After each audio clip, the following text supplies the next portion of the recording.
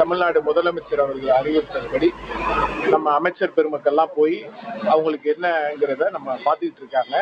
அது மட்டும் இல்லாம சம்பந்தப்பட்ட அந்த இண்டஸ்ட்ரி மேல ப்ரொஹிபிஷன் ஆர்டர் என்ற முறையில நம்ம டிபார்ட்மெண்ட் மூலியமா நம்மளுடைய டிஷ் வந்து நம்ம ஃபேக்டரிஸ் கீழே எல்லாமே வருது. டிஷ் டைரக்டர் அங்க போய் இருந்து ஆய்வு பண்ணிக்கிட்டு இருக்காங்க. இனி இப்போ இந்த இடத்துல இருந்தே அவங்க ரன் பண்ண முடியாத அளவுக்கு ப்ரொஹிபிஷன் ஆர்டர் கொடுத்து அந்த என்ன ஃபார்மாலிட்டிஸோ அதை பண்ணிக்கிட்டு இருக்காங்க.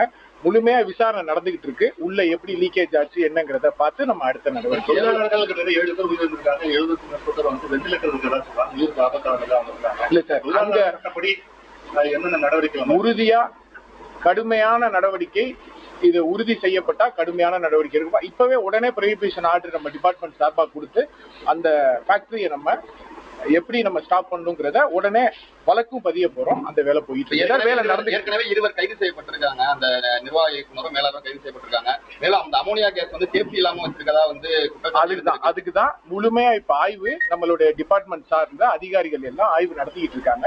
அது முழுமையா தெரிஞ்ச உடனே நான் உங்களுக்கு தமிழ்நாடு ஃபுல்லா இனி வரும் காலங்கள்ல முன்னெச்சரிக்கையா பண்ணப்படும். இதுவுமே எப்படி நடந்துச்சுங்கிறத நம்ம வந்து முதலமைச்சரோட உத்தரவுப்படி கண்டிப்பா நடவடிக்கை எடுக்கும். உறுதியா அவங்களுக்கு என்ன சிகிச்சையோ அதுக்காகவே மாண்புமிகு முதலமைச்சர் சொல்லி அமைச்சர் பெருமக்கள் ராஜ்மோகன், ஆதவ் பிரதர் உள்ளிட்ட எல்லாருமே போய் பார்த்துக்கிட்டு இருக்காங்க. பொதுச் செயலாளர் எல்லாருமே பார்த்துக்கிட்டு இருக்காங்க. நான் இப்போ எல்லாமே நம்மளும் நியூஸ்ல பாக்குறோம், நானும் கேட்டுக்கிட்டு இருக்கேன். எல்லாமே வந்து வடமான தொழிலாளர் அப்படின்னு நம்பி சொல்றாங்க. வடமான தொழிலாளர்கள் அதுதான் அவங்க 250 பேர் ஆல்ரெடி ஃபைல் பண்ணிருக்காங்க. அத போய் இப்போ அவங்க இப்ப போன இடத்துல யாருமே இல்ல. அந்த சம்பவம் நடந்தோன்னா அங்க யாருமே இல்ல, எல்லாமே போயிட்டாங்க. அதுக்கான விரைவான நடவடிக்கை என்னங்கிறத பார்த்து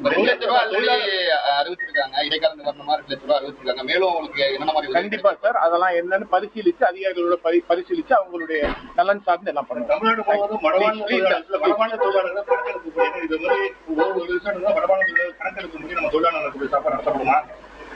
சார் நம்ம டிபார்ட்மெண்ட் நம்ம மாண்புமிகு முதலமைச்சரோட அரசு எல்லா துறைக்குமானது. கண்டிப்பா நம்மளுடைய தொழிலாளர் நலனுக்கு என்னென்ன முக்கியமான நமக்கு கோரிக்கைகள், என்னென்ன தேவைகள் உடனுக்குடன் செஞ்சு தரப்படும். தவறு நடக்கும் பட்சத்தில் யாராக இருந்தாலும் நடவடிக்கை எடுக்கப்படும். நன்றி. சம்பந்தப்பட்ட தொழிற்சாலை மேல நடவடிக்கை உடனடியாக எடுக்கப்படும். அது மட்டும் இல்லாம இது மாதிரியான தொழிற்சாலைகள்ல உடனடியாக ஆய்வு பணிகளும் தொடங்கப்படும் அப்படின்ற ஒரு உறுதியை கொடுத்திருக்காரு தொழிலாளர் நலத்துறை அமைச்சர் பர்வேஸ். அந்த காட்சிகளை நாம பார்த்துட்டு இருக்கோம். இனி செல்லும் இடமெல்லாம் செய்தி. தந்தி டிவியின் வாட்ஸ்அப் சேனலை ஃபாலோ பண்ணினா செல்ல இருக்கும் இடமெல்லாம் செய்தி. இதோ QR கோட் இப்பவே ஸ்கேன் பண்ணுங்க, ஃபாலோ பண்ணுங்க.